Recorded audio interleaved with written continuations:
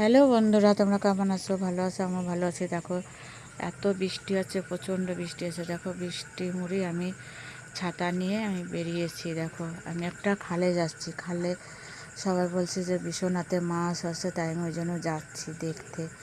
তাই তোমরা শুধু দেখতে তাহলে থাকো বন্ধুরা, কেমন কেমন লাগে। তাই দেখো আজকে আমি সেই নদীতে যাচ্ছি। যেতে যেতে দেখো আমার বৌদির বাড়িতে আমি ঢুকেছি। ঢুকে আমার বৌদি বলছে খালে কেউ নেই, আর যেও না, খালে খালি মাছ ধরতে যেতে হবে না। তারপরে একটা মামি বলছে তাই একটু এখানে বসে, তাই আমি বসে নেই, চলে এসেছি। তোমরা ভালো থাকো, সুস্থ থাকো, টাটা, বাই বাই। হ্যাঁ।